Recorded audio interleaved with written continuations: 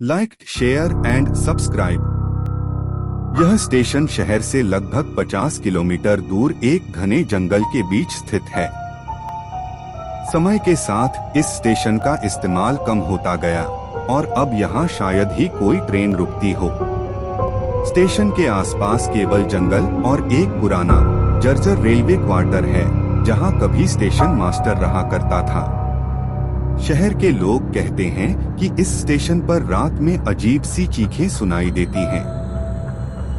कभी कोई ट्रेन की सीटी सुनाई देती है तो कभी किसी महिला के रोने की आवाज। लेकिन जब लोग वहां जाकर देखते हैं तो कुछ नहीं मिलता।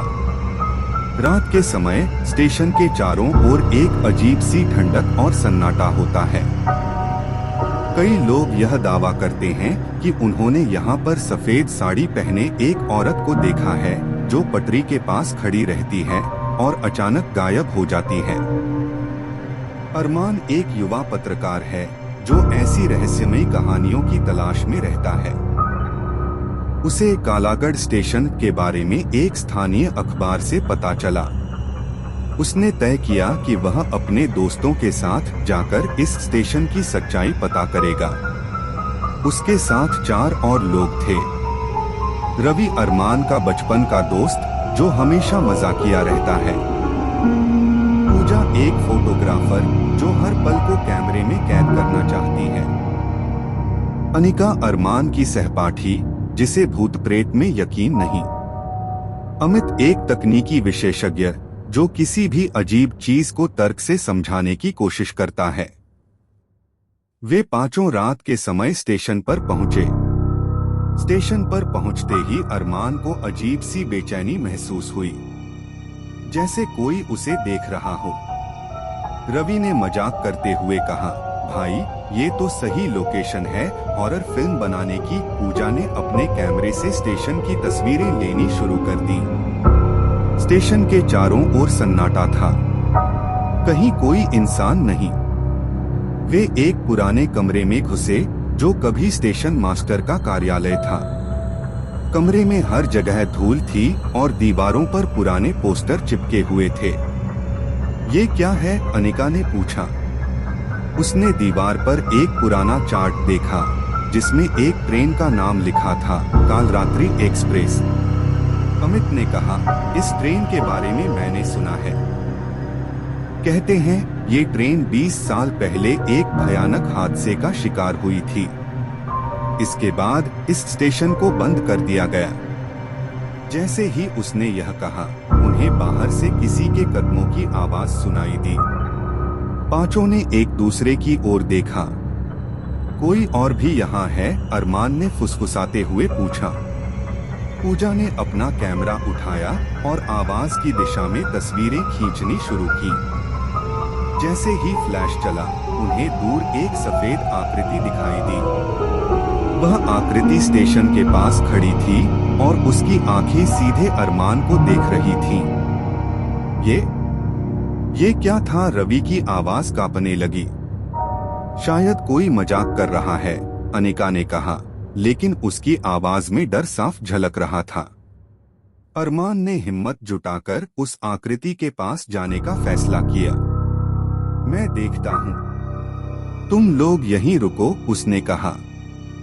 जैसे ही वह आकृति के करीब पहुंचा, वह गायब हो गई।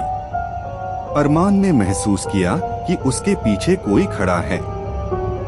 उसने धीरे धीरे मुड़कर देखा, लेकिन वहां कोई नहीं था। तभी एक जोरदार चीख सुनाई दी। वह आवाज इतनी भयानक थी कि पांचों के रोंगटे खड़े हो गए। इस स्टेशन पर रात के समय हमेशा एक भूतिया ट्रेन गुजरने की बात कही जाती है। अमित ने कहा, अगर वो ट्रेन सच में आती है तो हमें यहाँ रुककर उसे देखना चाहिए। रात के ठीक 3 बजे दूर से ट्रेन की सीटी सुनाई दी। पांचों पटरी के पास खड़े हो गए। उन्होंने देखा, एक पुरानी भाप इंजन वाली ट्रेन धुंध में से निकलती हुई स्टेशन की ओर आ रही थी। जैसे ही ट्रेन पास आई, पांचों ने देखा कि उसमें कोई भी यात्री नहीं था, लेकिन ट्रेन के डिब्बों की खिड़कियों में से खून टपक रहा था। ट्रेन के भीतर से दर्दनाक चीखें सुनाई दे रही थीं। पूजा ने तुरंत अपने कैमरे से तस्वीर खींची, लेकिन उसका कैमरा बंद हो गया। ये कैसे हो सकता है? उसने घबराकर कहा। ट्रेन स्टेशन पर कुछ पलों के लिए रुकी और फिर धीरे धीरे आगे बढ़ने लगी। अरमान ने देखा कि ट्रेन के आखिरी डिब्बे में वही सफेद साड़ी पहने औरत खड़ी थी जो उन सभी को घूर रही थी। यहाँ कुछ बहुत गलत है, अरमान ने कहा। आगे की कहानी में और भी डरावनी घटनाएं होंगी। क्या वे इस रहस्य को सुलझा पाएंगे? क्या यह सब उनकी कल्पना है या सच में कुछ भयानक होने वाला है? जारी। ट्रेन के गुजरने के बाद स्टेशन पर एक अजीब सी खामोशी छा गई। हवा में ठंडक बढ़ गई थी और लग रहा था जैसे चारों ओर कोई अदृश्य ताकत मंडरा रही हो। अरमान और उसके दोस्त अब पूरी तरह से डरे हुए थे, लेकिन इस डर के बावजूद वे स्टेशन की सच्चाई जानने के लिए अडिग थे। यह ट्रेन असली थी या? पूजा ने डरते हुए पूछा। मैंने इसके बारे में पहले भी सुना था, अरमान ने कहा। लोग कहते हैं कि यह ट्रेन हर पूर्णिमा की रात स्टेशन से गुजरती है, लेकिन इसमें कोई नहीं होता। जो इसे देखने की कोशिश करता है वह या तो गायब हो जाता है या फिर पागल हो जाता है। रवि ने मजाक करने की कोशिश की, लेकिन उसकी आवाज में घबराहट थी। तो मतलब हम पागल हो जाएंगे? हमें यहाँ से जल्दी निकलना चाहिए, अनिका ने कहा। लेकिन अरमान ने उसे रोक दिया। अगर हम अभी चले गए तो कभी सच नहीं जान पाएंगे। हमें पता करना होगा कि यहाँ क्या हो रहा है। स्टेशन मास्टर के पुराने कमरे में खोजबीन करते हुए पूजा को एक अलमारी में एक पुरानी डायरी मिली। वह डायरी धूल से भरी हुई थी और उसके पन्ने पीले पड़ चुके थे। ये देखो, शायद इसमें कुछ सुराग हो, उसने कहा। अरमान ने डायरी को खोला। उसमें स्टेशन मास्टर की लिखावट में कई अजीब बातें दर्ज थीं। एक पन्ने पर लिखा था, कालागढ़ स्टेशन पर कुछ बहुत गलत है। हर रात एक ट्रेन गुजरती है जिसे मैंने कभी अपनी सूची में नहीं देखा। ट्रेन में बैठे लोग इंसान नहीं लगते। मैंने एक बार उस ट्रेन में चढ़ने की कोशिश की थी, लेकिन तभी मेरे सामने एक औरत आ गई। उसने मुझसे कहा कि अगर मैंने स्टेशन नहीं छोड़ा तो मैं जिंदा नहीं बचूंगा। अमित ने डायरी पढ़ते हुए कहा, यह तो साफ है कि यहाँ कुछ अलौकिक हो रहा है। लेकिन यह औरत कौन है? शायद वही औरत जो ट्रेन के डिब्बे में खड़ी थी, अरमान ने कहा। जैसे जैसे रात और गहरी होती गई, स्टेशन का माहौल और भी डरावना हो गया। हर तरफ अजीब सी आवाजें गूंजने लगी। कभी किसी के हंसने की आवाज तो कभी किसी के रोने की। रवि ने घबराकर कहा, भाई, मुझे तो लग रहा है कि हम यहाँ ज्यादा देर तक नहीं रुक सकते। ये जगह हमारे लिए नहीं है। शांत रहो, अरमान ने कहा। हमें बस थोड़ी देर और रहना होगा। तभी स्टेशन पर रखी एक पुरानी घड़ी ने 3 बार घंटा बजाया। उस घड़ी का काम करना बंद हो चुका था, फिर भी वह अपने आप चलने लगी थी। यह क्या है? अनिका ने चौंक कर कहा। अचानक एक पुरानी ट्रेन की सीटी की आवाज फिर से सुनाई दी, लेकिन इस बार यह आवाज पास से आ रही थी। पांचों पटरी की ओर देखने लगे। पटरी पर धुंध के बीच से वही भूतिया ट्रेन वापस आती हुई दिखाई दी। इस बार ट्रेन की गति धीमी थी और उसके डिब्बों से अजीब सी लाइट निकल रही थी। ये ट्रेन फिर से यहाँ क्यों आ रही है? पूजा ने कांपते हुए पूछा। अरमान ने देखा कि ट्रेन के डिब्बों में खून के धब्बे और गहरी खरोंच के निशान थे। ट्रेन स्टेशन पर रुक गई। पांचों एक दूसरे के करीब खड़े हो गए। डर के मारे उनकी सांसें तेज हो रही थीं। डिब्बों के दरवाजे अपने आप खुलने लगे। अंदर से कोहरा बाहर आने लगा। तभी एक छाया धीरे धीरे ट्रेन के अंदर से उतरती हुई दिखाई दी। वह सफेद साड़ी में वही औरत थी जिसे उन्होंने पहले देखा था। तुम लोग यहाँ क्यों आए हो? औरत की आवाज गूंजने लगी। उसकी आवाज में दर्द और क्रोध था। हम यहाँ सच्चाई जानने आए हैं, अरमान ने हिम्मत करके कहा। औरत हंसी। उसकी हंसी इतनी डरावनी थी कि पांचों के रोंगटे खड़े हो गए। सच्चाई जानने की कीमत चुकानी पड़ेगी, उसने कहा। औरत ने उन्हें स्टेशन के इतिहास के बारे में बताना शुरू किया। उसने कहा, यह स्टेशन कभी एक शांत जगह हुआ करता था, लेकिन 20 साल पहले कालरात्रि एक्सप्रेस नाम की एक ट्रेन इस स्टेशन पर रुकी। उस ट्रेन में 50 यात्री थे। ट्रेन में आग लग गई और सारे यात्री जलकर मर गए, लेकिन उनकी आत्माएं आज भी यहाँ भटक रही हैं। तुम कौन हो? अरमान ने पूछा। मैं उन यात्रियों में से एक हूँ, लेकिन मेरी आत्मा इस स्टेशन से मुक्त नहीं हो सकती। हर पूर्णिमा की रात हमारी ट्रेन वापस यहाँ आती है ताकि हमें शांति मिल सके, लेकिन कोई नहीं जानता कि हमें यह शांति कब मिलेगी। जैसे ही औरत ने अपनी बात खत्म की, स्टेशन के चारों ओर हवा तेज हो गई। हर तरफ अजीब अजीब आकृतियां दिखाई देने लगी। सफेद धुंध से निकलते हुए कई साए उनकी ओर बढ़ने लगे। यहाँ से भागो, औरत ने चिल्लाकर कहा। लेकिन स्टेशन का मुख्य गेट अपने आप बंद हो गया। पांचों भागने की कोशिश कर रहे थे, लेकिन हर तरफ अजीब सी ताकतें उन्हें घेर रही थीं। तभी अरमान को एक विचार आया। अगर हम इस ट्रेन में बैठ जाएं, तो शायद हमें इन सब चीजों का जवाब मिल जाए। क्या तुम पागल हो गए हो? अनिका ने चिल्लाकर कहा। हमारे पास और कोई रास्ता नहीं है, अरमान ने कहा। क्या वे ट्रेन में चढ़ेंगे? क्या यह ट्रेन उन्हें सच्चाई तक पहुंचाएगी या मौत के मुंह में ले जाएगी? कहानी और भी खौफनाक मोड़ लेगी। जारी।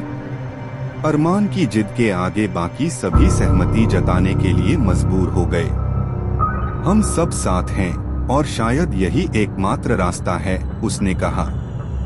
पांचों ने डरते डरते ट्रेन के पहले डिब्बे में कदम रखा। जैसे ही वे अंदर गए, दरवाजे अपने आप बंद हो गए और ट्रेन हिलने लगी। डिब्बे के भीतर की स्थिति भयानक थी। चारों तरफ धूल जमी हुई थी। सीटों पर खून के धब्बे और जले हुए निशान थे। खिड़कियों से बाहर अंधेरा था, जैसे ट्रेन किसी अनजाने शून्य में चल रही हो। ये ट्रेन हमें कहाँ ले जा रही है? रवि ने डर से कांपते हुए पूछा। अचानक ट्रेन के भीतर एक धीमी फुसफुसाहट गूंजने लगी। यह आवाजें जैसे कहीं दूर से आ रही थीं, पर उनमें दर्द और पीड़ा थी। तुम लोग यहाँ क्यों आए हो? तुम नहीं बचोगे। पूजा ने कैमरे से सब कुछ रिकॉर्ड करना शुरू किया, लेकिन जैसे ही उसने फ्लैश ऑन किया, उसकी स्क्रीन पर किसी का चेहरा झलक गया, झुलसा हुआ, आंखें सफेद और मुंह से खून टपकता हुआ। पूजा ने डर के मारे कैमरा फेंक दिया। यहाँ कुछ बहुत गलत है, अमित ने कहा। हमें जल्दी ही रास्ता खोजना होगा। डिब्बे के अगले हिस्से में पहुंचने पर उन्होंने देखा कि वहां एक आदमी बैठा हुआ था। वह गहरे काले कपड़े पहने हुए था और सिर झुकाए हुए था। अरमान ने हिम्मत जुटाकर उससे पूछा, आप कौन हैं? और यह ट्रेन हमें कहाँ ले जा रही है? आदमी ने धीरे धीरे सिर उठाया। उसकी आंखें कोयले की तरह काली थीं और उसके चेहरे पर एक अजीब सी मुस्कान थी। तुमने बहुत बड़ी गलती की है यहाँ आकर, उसने कहा। उसकी आवाज गूंजती हुई प्रतीत हो रही थी। हमें यहाँ से निकलने का रास्ता चाहिए, अनिका ने कहा। इस ट्रेन से कोई बाहर नहीं जा सकता, आदमी ने कहा। यह ट्रेन उन लोगों को ले जाती है जो मौत के करीब हैं। पांचों एक दूसरे को घबराई नजरों से देखने लगे। आदमी ने फिर कहा, अगर तुम सच में बचना चाहते हो तो अगले डिब्बे में जाओ, लेकिन याद रखना, हर डिब्बा तुम्हारी हिम्मत और डर की परीक्षा लेगा। डर के बावजूद वे अगले डिब्बे में गए। यह डिब्बा बाकी डिब्बों से ज्यादा खराब हालत में था। यहाँ की सीटों पर खोपड़ियां और हड्डियां बिखरी हुई थीं। फर्श पर सूखा खून जमे होने के निशान थे। जैसे ही वे अंदर पहुंचे, दरवाजा बंद हो गया और डिब्बे में लाइट्स झपकने लगी। अचानक हर तरफ से जोर जोर की चीखें गूंजने लगीं। यह आवाजें इतनी डरावनी थीं कि रवि ने अपने कान ढक लिए। तभी सीटों पर पड़ी खोपड़ियां और हड्डियां अपने आप हिलने लगीं। वे हवा में उठकर एक साथ जुड़ने लगीं। कुछ ही पलों में उन हड्डियों से 3 भूतिया आकृतियां बन गईं। तुम लोग यहाँ क्यों आए हो? उनमें से एक ने चीखते हुए पूछा। अरमान ने कहा, हम सिर्फ सच्चाई जानना चाहते हैं। हमें कोई नुकसान नहीं पहुंचाना है। यह सच्चाई तुम्हारी जान ले सकती है, दूसरी आकृति ने कहा। पूजा ने चिल्लाकर कहा, हम यहाँ से निकलना चाहते हैं, हमें जाने दो। अगर तुम्हें जाना है तो तुम्हें हमारी परीक्षा पास करनी होगी, तीसरी आकृति ने कहा। कौन सी परीक्षा? अमित ने डरते हुए पूछा। आकृतियों ने कहा, इस डिब्बे में 5 दरवाजे हैं। हर दरवाजे के पीछे एक खौफनाक रहस्य है।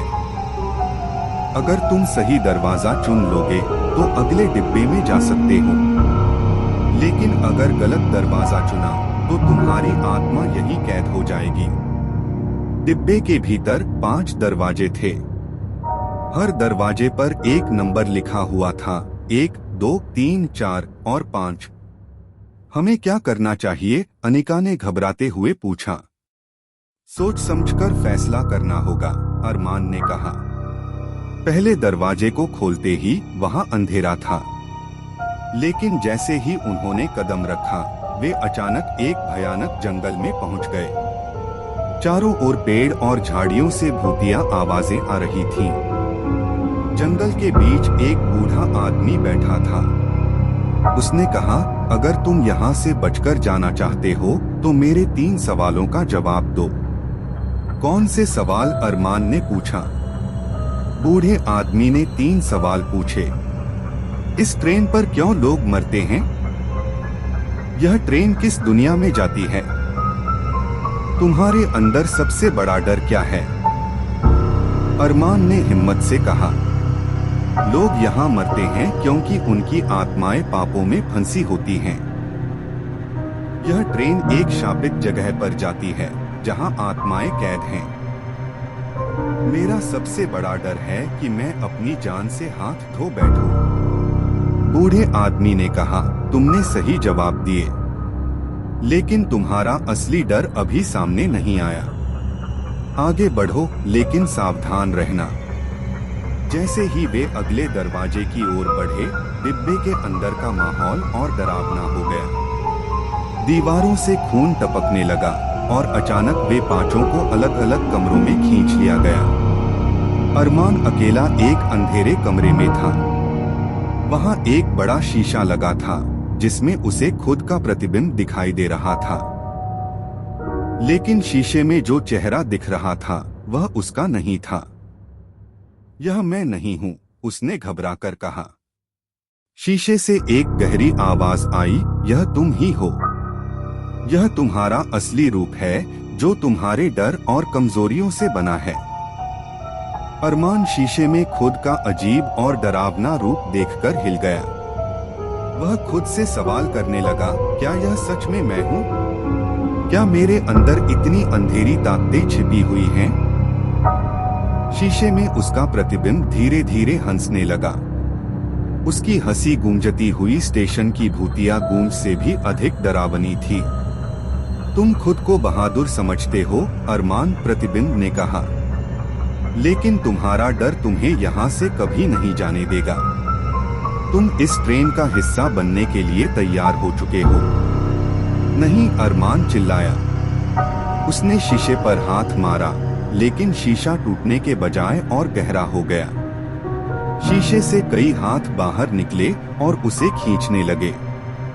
तुम्हारे पास एक आखिरी मौका है, गूंजती हुई आवाज ने कहा। अगर तुम सच में यहाँ से निकलना चाहते हो तो अपने सबसे बड़े डर को स्वीकार करो।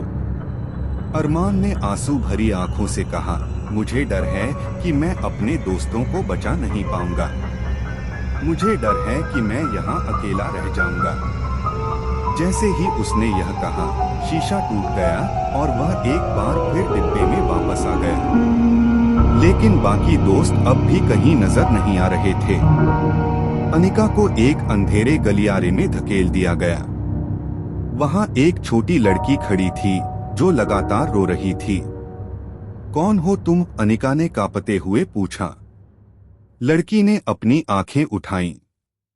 उसकी आंखें खाली थीं, कोई पुतली नहीं, सिर्फ सफेद आंखें। मुझे बचाओ, उसने धीमे से कहा।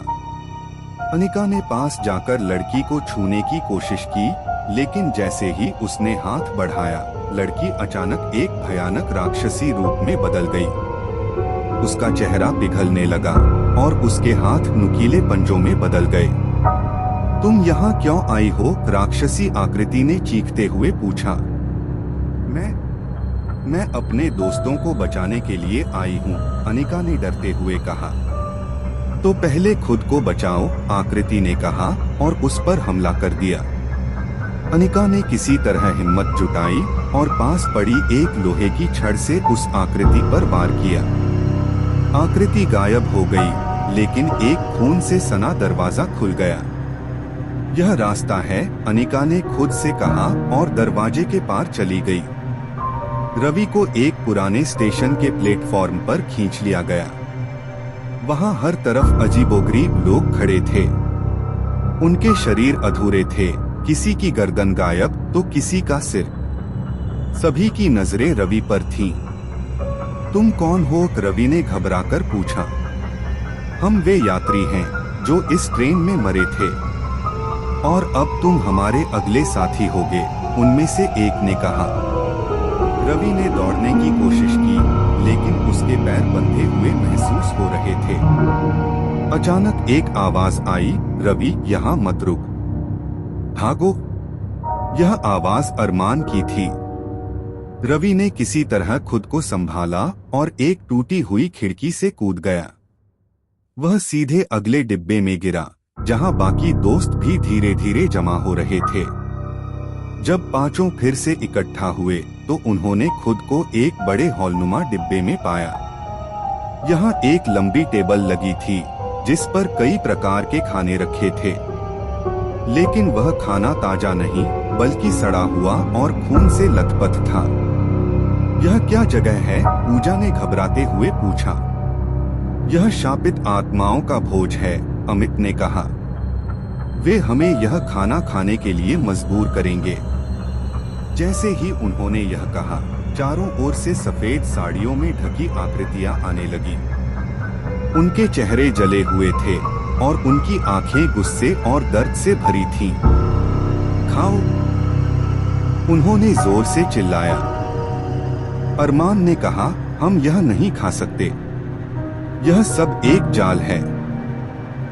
अगर नहीं खाओगे तो हम तुम्हें हमेशा के लिए यहाँ कैद कर देंगे, आकृतियों ने कहा। पूजा ने हिम्मत जुटाकर टेबल पर रखा एक कटोरा उठाया, लेकिन जैसे ही उसने उसमें झांका, उसने देखा कि उसमें तैरता हुआ एक कटा हुआ सिर था।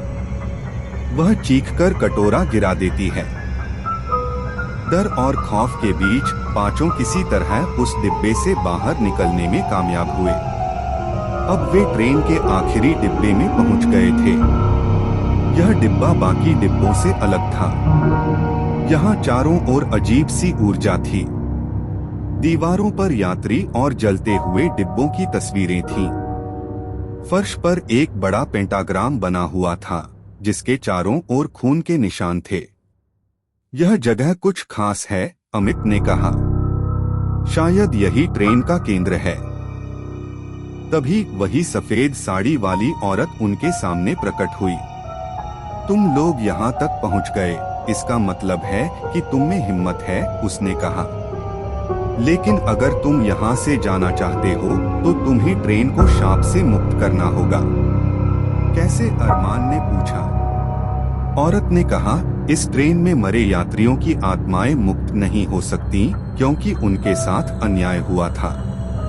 उन्हें धोखे से मारा गया। तुम्हें उनकी कहानियां सुननी होंगी और उनके गुनहगारों का पता लगाना होगा। हम यह कैसे करेंगे? पूजा ने पूछा।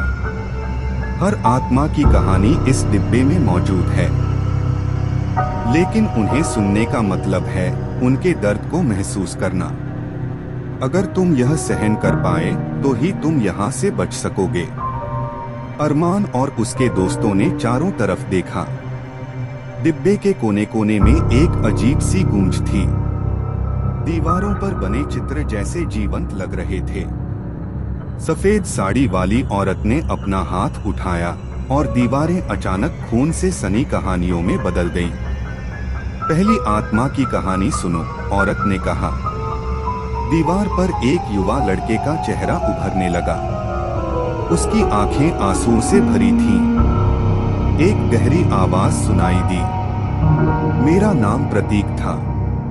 मैं इस ट्रेन में पहली बार सफर कर रहा था। उस रात भारी बारिश हो रही थी। मैं अपनी माँ से मिलने जा रहा था, जो बीमार थी। लेकिन इस ट्रेन में कुछ अजीब था। यात्री सामान्य नहीं थे। उनकी आंखों में अजीब चमक थी। कुछ मेरे पास आकर फुसफुसाते, तुम्हें यहाँ नहीं होना चाहिए। जब ट्रेन स्टेशन के पास पहुंची तो अचानक किसी ने मुझे पीछे से धक्का दे दिया। मैं गिरा और ट्रेन के नीचे कटकर मर गया। लेकिन मुझे याद है, मेरे गिरने से पहले मैंने एक आदमी को देखा। वह काले कपड़े पहने हुए था और उसके हाथ खून से सने थे। वह हंस रहा था। जैसे ही कहानी खत्म हुई, डिब्बे में एक काले कपड़े वाली आकृति प्रकट हुई। वह प्रतीक का हत्यारा था। तुम मुझे क्यों देख रहे हो? अरमान ने चिल्लाकर कहा। आकृति ने कहा, मैं ही इस ट्रेन का शाप हूँ। मैं ही इसे चलाने वाली शक्ति हूँ। अगर तुम इसे रोकना चाहते हो तो हर आत्मा का सच उजागर करो। लेकिन याद रखना, हर सच तुम्हारे लिए और भी खतरनाक होगा। जैसे ही पहली कहानी खत्म हुई, दीवार पर दूसरी छवि उभरने लगी।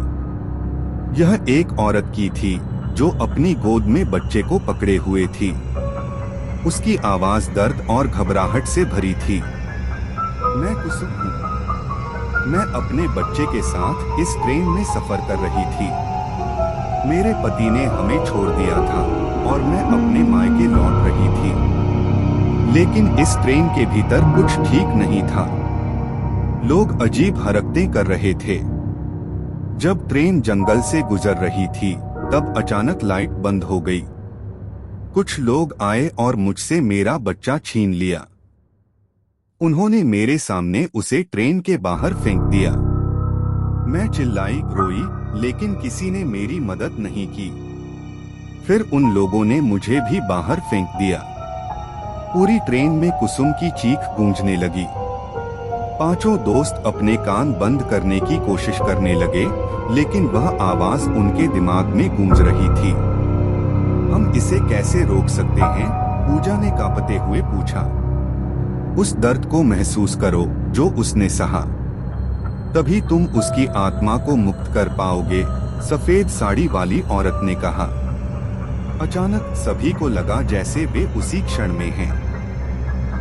उनके सामने बच्चा ट्रेन के बाहर फेंका जा रहा था। वे कुछ नहीं कर पा रहे थे। उनकी चीखें भी बेकार थीं। मुझे माफ करना, अरमान ने चिल्लाकर कहा। हम तुम्हारे साथ हुए अन्याय को उजागर करेंगे। इतना कहते ही सब कुछ शांत हो गया और कुसुम की आत्मा वहां से गायब हो गई।